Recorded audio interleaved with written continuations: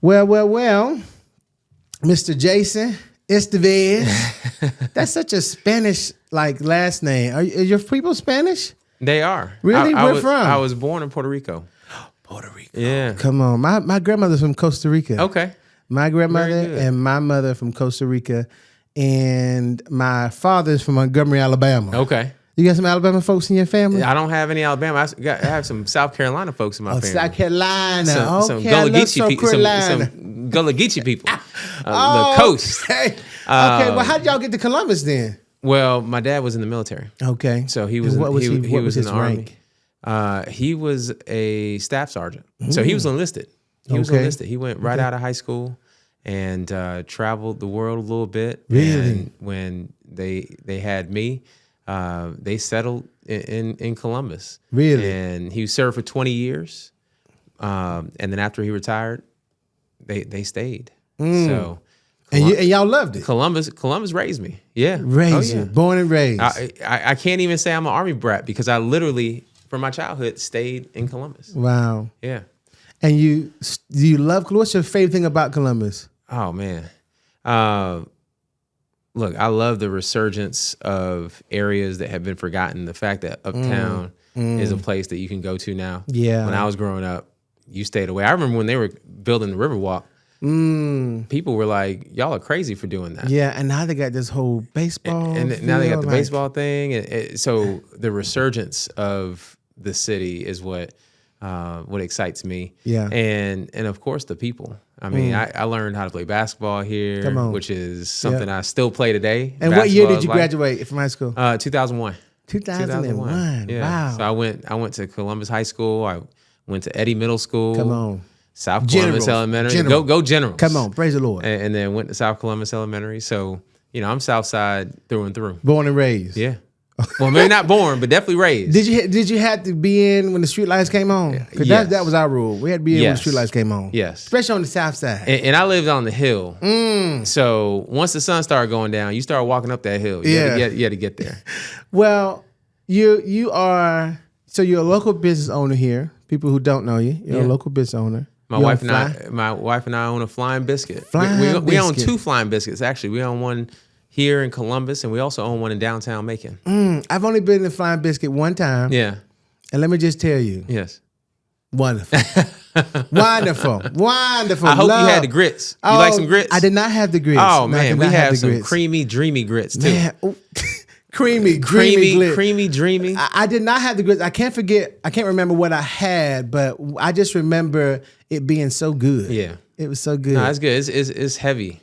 And we love it. Are y'all like breakfast lovers? Is that why you love did that? breakfast. Oh, come on. It's an important thing of the day. And Flying Biscuit was important for us because the day after our wedding, we had a brunch for family and friends. Okay. And we catered Flying Biscuit for that before we even thought about owning a Flying Biscuit. Wow. And when it came time to open a restaurant, we started looking for different options. And we Googled breakfast franchises. And Flying Biscuit was one of the first ones to pop up. And we were sold once we saw that.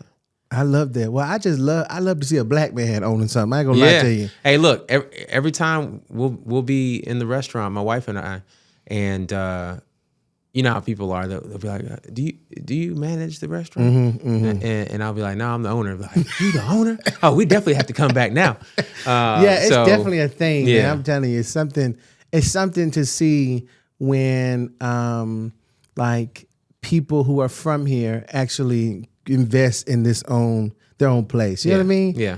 Do you pinch yourself sometime? Like, do you? Because you're running for governor now, and you've done very well for yourself. Do you be like, man, I came from the South Side. Now I'm doing things with my life. Do you pinch yourself sometime? It's an improbable journey that I've been on, but here's the thing, man.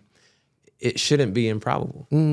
It shouldn't be surreal. That's true. Oftentimes we see these stories and we think about the fact that people came from the South Side of Columbus or Atlanta or Chicago or wherever you're from, and it makes the story improbable. But one of the reasons I'm running for governor is because it shouldn't be improbable, right? If you have a kid that is smart, that is willing to work hard, do some good in their community, then they should have the same kinds of opportunities as everyone else. Yeah. And what I've seen over the course of my life, even on the south side of Columbus, is that too often than not, your opportunities were dictated by where you lived or where you were at a specific time. Yeah. And to me, that kind of unfairness is something that that we should be tackling at the state level. Yeah. It's why my campaign is focused on health, wealth, and opportunity, because I'm like, I want to empower people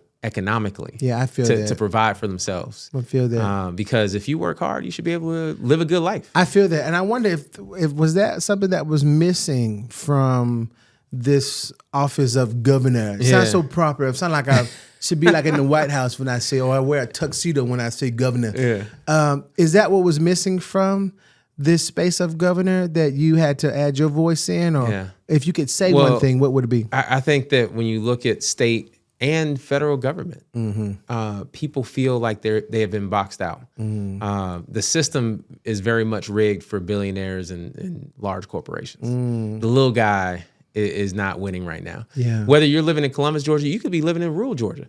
A lot of folks with farms have been bought out by big agriculture businesses.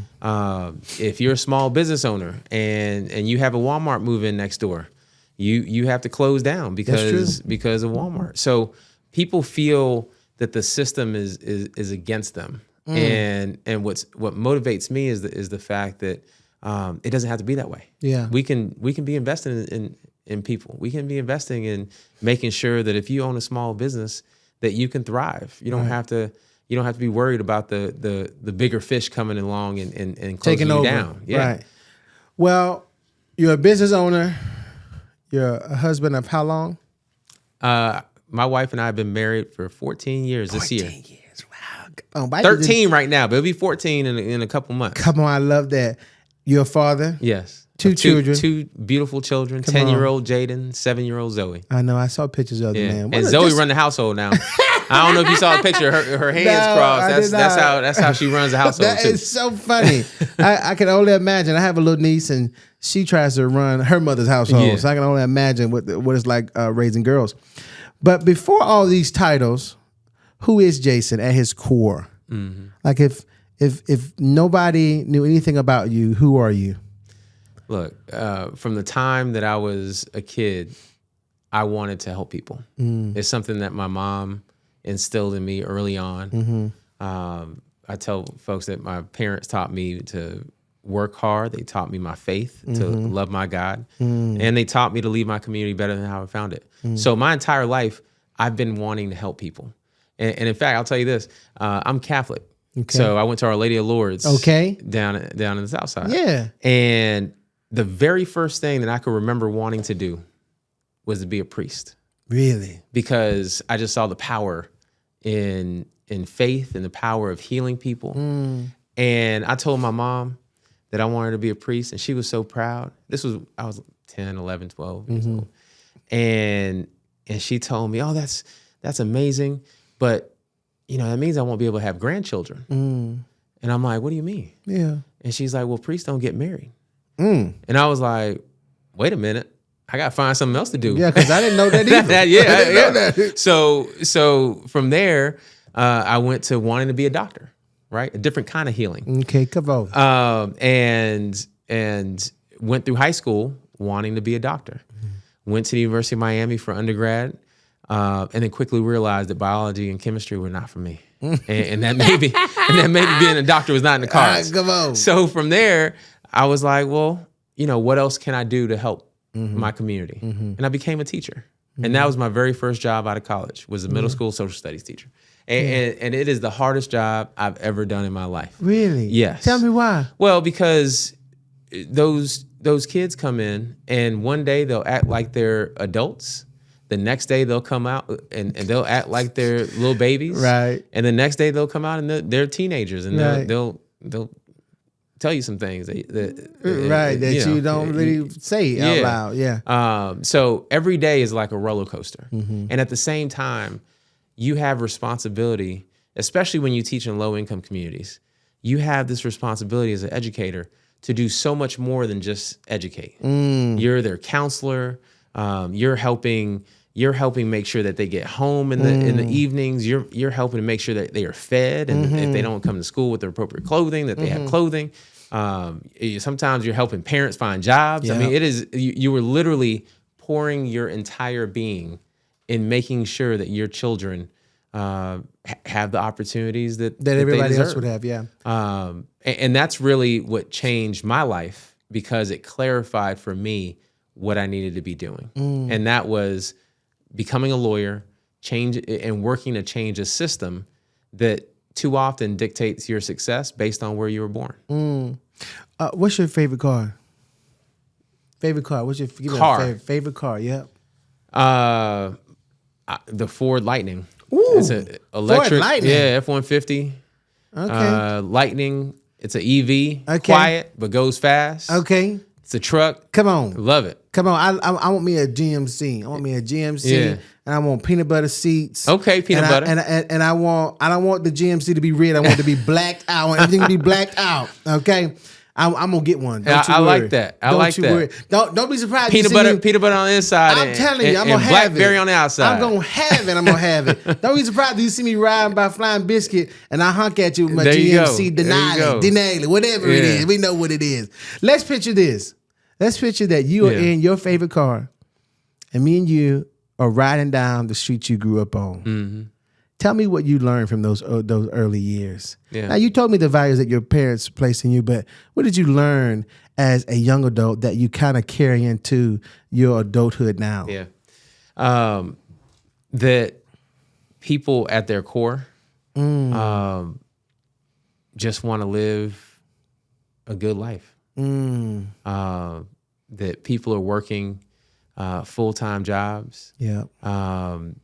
2 to 3 jobs sometimes just to make ends meet, not for anything other than making sure that them and their families are good. Yeah.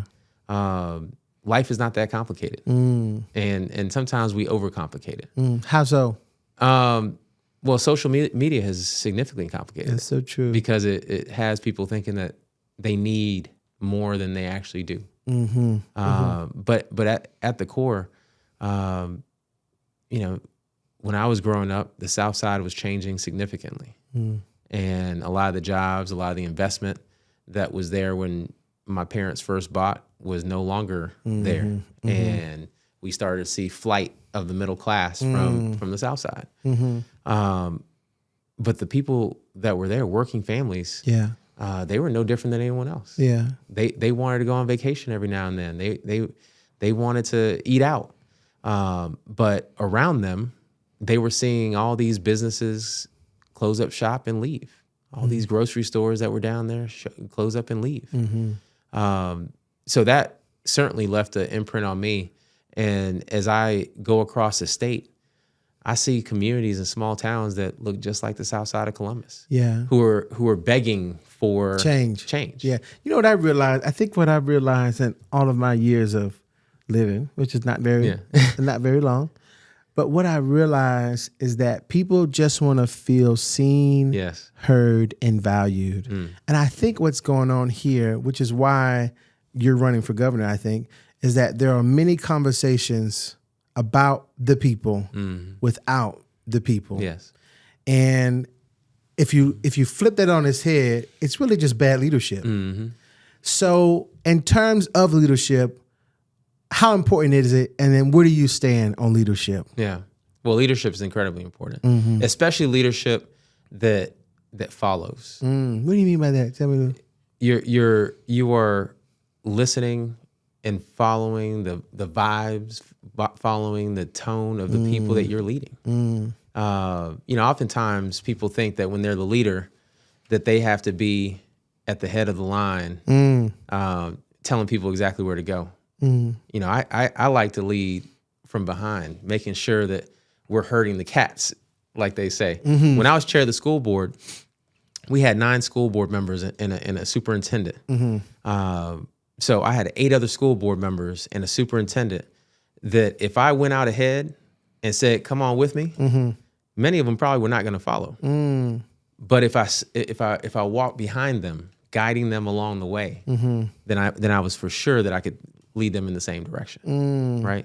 I love that. So oftentimes when I think about leadership, it's about making sure that you understand and that you follow the people that you're supposed to be leading. Yeah. And as I look across the state of Georgia, we've had too many leaders that have been leading from the head instead of from behind. I feel you. And because of that, a lot of people have been left behind. Well, at the end of the day, whether people want to categorize you as a light-skinned man who has a Spanish family, you're still a black man. I tell you this. I consider myself to be Afro-Latino, Black and Latino. and I tell people all the time, my grandfather, my mom's dad, did not go to my parents' wedding.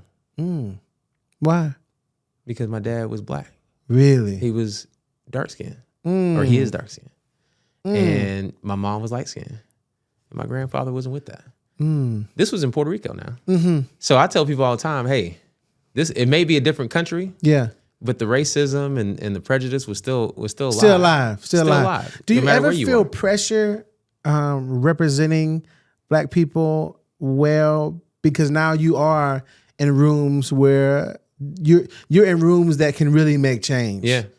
And I wonder, do you ever feel pressure? Do you feel the pressure a little bit? I mean, look, in every room that I've been in since I graduated college, I have been one of the few black people, if not the only black person in that room. So there is pressure to represent. And what do you think people misunderstand about you?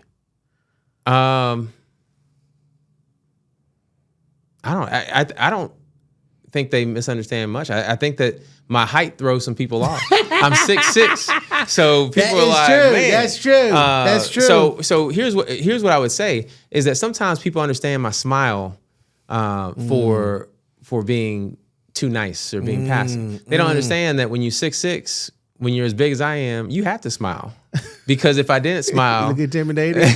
I'd be intimidating people, right? Yeah. So sometimes they take my smile for weakness. Yeah. But what my record has shown, what my life has shown, is that that it doesn't mean that at all. Sure.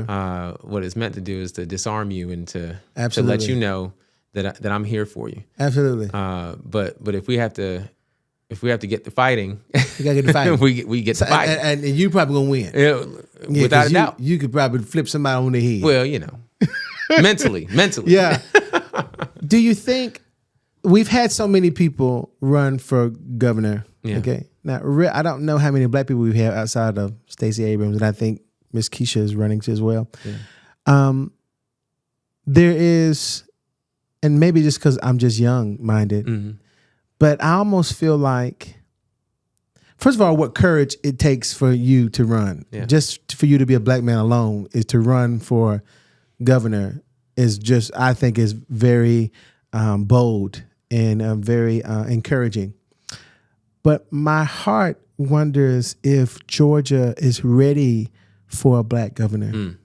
Do you feel that they are, or what do you feel about that? I think Georgia's absolutely ready. And here's why I say that. Tell me. Here's why I say that. Because people are ready for a governor who wants to put people ahead of politics. And we haven't had that in quite some time. But putting that aside, just looking at the facts, the number one vote getter in Georgia history, out of any office aside from the president, is Raphael Warnock, a black man from Savannah. That's true. Got more votes than any Democrat. He got more votes than any Republican, including Brian Kemp. And he's a black man from Savannah who is not considered a moderate Democrat or anything. He's considered to be a progressive Democrat, someone who campaigned on economic opportunity and on healthcare. Right. Kamala Harris in 24, she lost by 115,000 votes. 200,000 people who voted in 2020 stayed home in 2024. She lost by 115,000 votes. Had those folks come out, she probably would have won. That's what I'm saying. I'm thinking like, So we must be the problem then. We must not be getting out and voting. No, I don't think the people are the problem. Okay. I think the problem is that when we're running these elections, because we seem so like we seem like we get so close. Yeah, I mean, we seem like we get so close. We got to give people a reason to come out, and that's what I've said on the campaign trail for a long time. Democrats have been telling people what they should be voting against. You should vote against Donald Trump because he's going to destroy our economy. He's going to destroy our democracy. He's going to do this. He's going to do that. But we haven't been telling people what they should be voting for. We got two big opponents in November. One is Donald Trump, and we could spend a whole hour talking about him. Yes. But the other opponent is the couch. How do we get people off the couch? And that's why I talk about health, wealth, and opportunity, because at the end of the day, to get people off the couch, we got to talk to them about how we can keep and grow the money in their pockets. That's why I talk about small business ownership. That's why I talk about home ownership and the importance of that. It's why I talk about giving hardworking people tax cuts, right? I'm talking about how we build wealth, because at the end of the day, if you talk to somebody on the streets, they're trying to get money. Right. They're like, how can I work and feel like I'm getting ahead? So we should be focused on that. Not focused on all this other political stuff that doesn't mean anything. And where did we lose? Like at what point were we not focused on that? Or have we ever been focused on that? I think we have been focused on that in the past. I think recently we have strayed from that message of economic opportunity. And we've been more focused on very noble causes, like protecting our democracy. Right. Protecting the democracy is a very important thing. Right. But if you could barely eat, you could barely pay rent. Right. You don't care about the democracy. Right. You're trying to make sure you got food on the table. Right. And that's where we've missed the mark, because we're up here and most people in this state are right here. They're trying to talk about the kitchen table. They're not trying to talk about the theoretical stuff. And I remember talking to a young man a couple years ago about Kamala and about the election in 24. And I told him, we got to make sure we protect our democracy from Donald Trump. And he said, well, the system needs to be blown up because democracy is not working for me. And what that brought me back to was why I'm in this in the first place. Which was to change the system. But Jason, the argument is going to be, or probably has been, well, Jason, what makes you different from every other candidate who has run? What makes you think that this can happen and we can win and we can do that? You know what I'm saying? What sets you apart? I think from that's all the fair. other... So a couple things. First and foremost, I'm from the south side of Columbus. I think that says a lot. I'm not from Atlanta, and I know what it's like to be from outside of Atlanta. Sure. Right? Sure. But more importantly, I have the lived experiences, and I'm going through a lot of them right now, of the hardworking people of the state. I'm a small business owner. So I know what it's like to be in Trump's economy, trying to navigate costs and employ people and make payroll. I'm a parent of two young children going through the education system right now. I was a caregiver up until a couple months ago of my mom with Alzheimer's. I've seen how our senior care system is broken firsthand. I was on the front lines as a teacher. So a lot of the challenges that we face, I've seen them firsthand, but I've also seen our opportunities. And my vision for the future of the state is one that is intended to give people something to vote for and restore hope. And as you look across the field, whether you're talking about Democrats or you're talking about Republicans, you can look at their ads and see what they're about. The message is not the same. And I think that sets me apart. It appears to be the same, though. It appears to be in some people, some people's opinion. They think it's the same, but it's not. It might sound the same, right? But it's about who is in community, because that's how we make a difference. You got to be in community. And I think that's what sets me apart, because when I talk about the healthcare issues, I'm not talking about it from a theoretical position. My wife has an urgent care. She's a nurse practitioner. She's in the thick of it. When I talk about education, I I was on the school board. I was in the classroom. Yeah. It's not theoretical for me. It's real life. Yeah. So I think that makes a difference when you have leaders that understand and are in the fight with you versus those who, again, are leading from up ahead or up above, and they may not understand what's really going on the ground. Yeah, that makes a lot of sense. The argument is always jobs and opportunity. How can you ensure the people that will be different if you win? Yeah. Well, look, I have a lot of connections and love for Columbus and West Georgia in particular. Yeah. And I know, having been raised here, the fact that we feel in many ways that we've been forgotten from or by people at the Capitol. In the same way that Southwest Georgia feels the same way, frankly. When you look at the regions of the state, West Georgia, Southwest Georgia, Middle Georgia have been forgotten by those at the Capitol. And what I want to make sure we do is that we prioritize these areas to make sure that we're bringing economic development opportunities, good paying jobs to this region. Sure. And at the same time, it's why I talk about small business ownership. Because the number one employer when it comes to private businesses are small businesses. We employ more than half of the state's workforce. So what I talk about, part of my economic empowerment platform, is making sure that we support small business owners just as much as we support those big businesses. And if Brian Kemp can give Hyundai and Rivian $1.8 billion to build a plant, then we can make sure that small business owners have the access to the capital that they need. That's why I proposed a $1 billion low interest loan and grant program for small businesses and entrepreneurs. Because when it comes to Black people, the number one barrier to open your own small business, access to capital. So I want to make sure that we're empowering people to be able to invest in our communities. And the win-win is that those profits that the small business owners earn stays right in our community. So it's that kind of vision that we need in a governor, especially a governor that leads a state with $40 billion in a budget every single year. That's a lot of resources. It is. And I want to make sure those resources are actually being felt on the ground across the state. Jason, that sounds really good. But what do you say to a group of people that say, well, he left Columbus. He got a business here, but he left Columbus and still makes something of himself. So if you can make something of yourself in this economy, why can't another Black man? Why can't another person? You see what I'm saying? Yeah. And what do you say to people like that? I say that, yes, there are opportunities out there. What I'm trying to do is create more opportunities. Okay. Because it shouldn't be a chance that you'll be successful if you work hard. If you work hard, you should have the opportunity to thrive. And for too many people, they look at me and say, "Oh man, look at that. What a success story."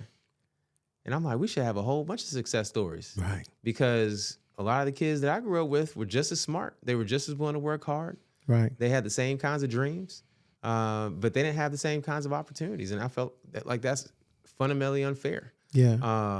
I think about my mom, who was a florist at one point, a baker at a grocery store. Used to work in the bakery department at Winn-Dixie. You went on the South Side? Oh, they don't have that anymore. Yeah, I know now. they don't It's have that gone anymore. now. It's a furniture store now. I know, it's crazy. Whereas now it's something else now. Yeah. She used to work at that Winn-Dixie. Wow. Right there. South Lumpkin Road. Wow. Yeah. And then she ultimately went to Aflac, was a customer care representative. Okay. Worked her entire life. Wow. And towards the end of her life, couldn't afford healthcare. She see. fell in the Medicaid gap. I see. And I look at her and I'm like, how does that happen? possible? Yeah, how does that, yeah. Somebody who's worked her entire life, never took government assistance, yet at the end of her life towards the end of her life when she needed to be diagnosed with Alzheimer's and get the medicine that she needed, didn't have health insurance because she fell into the Medicaid gap. Right. Yeah. That's a policy. That's a problem. That's a problem. That's a problem, but it's caused by political leaders that don't have people in mind. And so what do they have in mind? It's all about politics and money. We see it with the president of the United States, lining the pockets of his family and himself while everybody else suffers. He told us that we couldn't get healthcare subsidies for Obamacare, for the Affordable Care Act, but then he cut taxes for trillionaires and billionaires. He told us that we couldn't fund SNAP programs and Section 8 housing, but then at the same time giving government contracts to all his friends without going through Congress. Yeah. So we're seeing in plain sight the corruption that's out there. Right. And people are wondering if this man could implement Project 2025 and disrupt everything that we know. Yeah. Then why can't you, me, deliver on healthcare, on lowering the cost of housing, on making sure that our kids have opportunities that they deserve? Yeah, but it's, and I want to make sure that I'm answering questions that people are thinking. It's always been that way. It just, at some point, you do have to take into account that there are people who are just tired and believing in what other people say instead of what they do. That makes sense? Yeah, I get it. So what do you say to the crowd who said, well, it's just always been like that. Yeah. It's never going to change. I say, look at what we've been able to do. Look what I've done when I was on the school board, when I was in the state Senate, when I was a teacher. For example, on the school board, when I was on the APS school board, on the Atlanta Public Schools Board of Education, I took a funding formula that divided money in the schools equally based on the number of heads in each classroom. We changed that funding formula to distribute money based on need, which meant that schools on the South Side who were educating children who came from low-income neighborhoods were receiving more money than schools on the North Side because of the needs of each individual child. We need that kind of education funding all over the state, and it would certainly benefit school districts like Muskogee. Right. When I was in the state Senate, I worked with Atlanta Public Schools to address an issue that we saw with our seniors. In the city of Atlanta, they were being gentrified out of their neighborhoods because they couldn't afford property taxes. And I worked with the school system to increase a tax exemption for seniors, to give them up $1,000 off their property taxes, to make sure that they were able to stay in their homes. Right. So I have a record of working for working people. And that's what we need in the governor's office. Right now, we've had governors who have been working really hard for these large corporations. But not for the people. Yeah. How do you balance work life and home life? Look, I call it's not balance. It's Jenga. Okay. You just gotta make sure the tower. Jenga? You gotta make sure the tower don't fall. Okay. You just gotta make sure you take the block out carefully and don't let that tower fall. Okay. It is extremely hard to balance it. But at the end of the day, it's all about prioritizing. Sure. And obviously, my wife and my kids come first. But I make sure that when I need to be on the campaign trail or I need to do something with work, you're intentional with the time. That I'm intentional with my time. That And makes sense. it's not always perfect, but I have a amazing wife who is very supportive, and I make sure to do what I can to empower her to pursue, to live her life. Sure. Right. Sure. So I try to balance it. She got her own goals and aspirations. Look, she owns her own business. Right. And she manages our businesses, and she's doing her own thing. She's an independent woman. Private moments. Yes. Let's just say the cameras are off. Yeah. You're not wearing a suit. You're in some shorts and a t-shirt. Okay. You're at home eating potato chips. Yes. What are you most worried about in those moments that you really don't share about? I mean, I think at the end of the day, I'm worried about our future in this country. I see a president who is trying to tear down our economy and benefit certain people. Yeah. And then I see with our children a loss of hope. We see an increase in youth violence, in young people killing each other. We see social media and AI tearing families apart, taking us away from what I like to say is touching grass, making sure that we're human, literally taking away our humanity. Yeah. And that concerns me.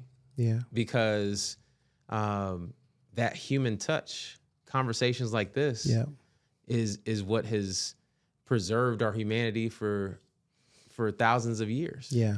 And a lot of that is going away because of a device, because of a cell phone. Yeah, that's sad. And it worries me because I have 2 young children who I see become addicted, so much so that we've decided no technology. Mm-hmm. Yeah, no devices, because we've seen how addictive it is. And as I look at children across the state, it concerns me about it's distracting. The medium. It's distracting. Yeah, it's distracting. It's distracting, but it's also addictive. Yeah, but you know what? I think what it also does is it robs young people of a real connection. Like you just said a few minutes ago. I think it becomes almost a coping mechanism to not connect. That makes sense? Yeah. I saw something the other day, and this was on social media, so who knows whether this is real. Right. But I believe it, that this might be the first generation, the young people coming up now, Generation Alpha or whatever young people are, might be the first generation that has less skills than the prior generation. Because up until now, every generation has increased their knowledge, their skills. Yeah. But because of AI, because of social media and the fact that we're all put in our little bubbles, we don't get exposed to other things. Right. That the young people that are coming up today and future generations might actually have less skills and knowledge than prior generations. Right. And that concerns me. It concerns me too. It concerns me too. We got to do something about it. Who's going to take care of us? Yeah, do something about it. Who's going to take care of us? And we're seeing it have an immediate impact because Gen Z is already talking about the fact that they're not really interested in having children. Right. So that's so sad. It's sad. And if I'm in my basketball shorts watching the game, I'll mute. That's what you're thinking about. Not thinking about immediate life, but just thinking about the future. That's what you're thinking about. How do we tackle that? And I don't mean to depress you. No. It's just, because you I said have what hope. I'm worried about. That's what I'm. Well, I have hope. I have hope that leaders like you or people who want change like you do will change that. Yeah, I think so. Look, I wouldn't be doing this if I didn't have hope. Yeah, I believe it.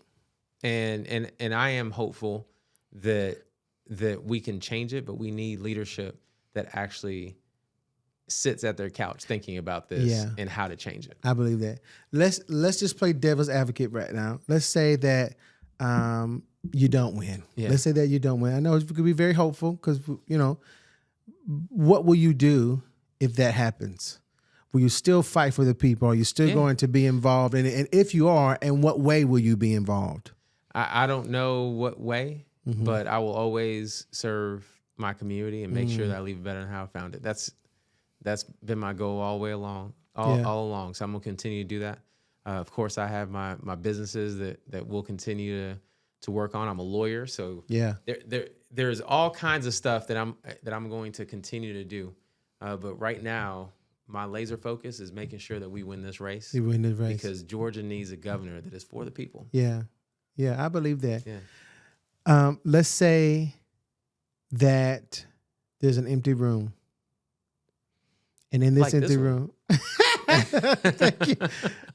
And then this empty room is the 10-year-old you. Yes. And he's patiently waiting for the now you to enter this room. So there's a chair next to him. When you walk in this room and you sit next to him, what are you saying to him? Don't change anything at all. Keep doing what you're doing. Yeah. Because every single mistake that I've made has made me the man that I am today. I love every single victory, every single loss, has made me who I am today. Yeah. The fact that I didn't become the doctor that I told you I wanted to become. Well, thank God you didn't, because now you're doing something else. Has led me to a place where I'm running to be governor of this state. Right. So I'm glad you didn't. Right. Yeah. Had I become a priest, I would never have met my beautiful wife. Right. Like right. all these turns that some folks might say, oh, I need to go back to my 10-year-old self and change tell them some things, change it and tell them to avoid it would make me a completely different guy. And I don't want that, because I love who I am. And while the journey may have been hard, it may have been improbable, was a lot of work, it's who I am today. And I think about that as a father of 2 young children. Yeah. I want my children to be resilient and to have the grit that I developed over the years. Sure. You know, I'm from the South Side. Yeah. My kids are from the North Side of Atlanta. Yeah. That's a whole different. That's a whole different vibe. That's a different vibe. Yeah. It's a different experience. Yeah. So I would go to my 10-year-old self and be like, "Hey, don't change a thing. Work hard, brother. Keep doing. What's the greatest advice your mother ever gave you? No matter how far you go in life, don't change who you are. Mm-hmm. Don't let anybody change you. Mm-hmm. Don't lose yourself." I almost feel like she's told me that, a different variation of that, multiple times in the course of my life. Well, I can only imagine what kind of woman she was, because I feel like I'm meeting her through you in some ways. Yeah. So I mean, in many ways, I'm living my parents' wildest dreams. Yeah, of course. Yeah. So, you know, when I graduated from college, I remember her telling me something like that. When I went to law school and graduated from law school, I remember her telling me something like that. Yeah. When the first time I was elected to the Atlanta School Board, I remember her telling me that. Yeah. She was seeing me do different things that were beyond her sight. Yeah. And along the way, she'd be like, never lose yourself. Well, Jason, I've had so much fun talking to you. I hope that if and when you win, you do exactly what you say you're going to do. Absolutely. And I hope that whatever you do next, you never change who you are. Because I really enjoyed talking to you. I appreciate you. Thank you so much, Jason. Mm-hmm. Yes, sir. Brought to you by MSW Productions.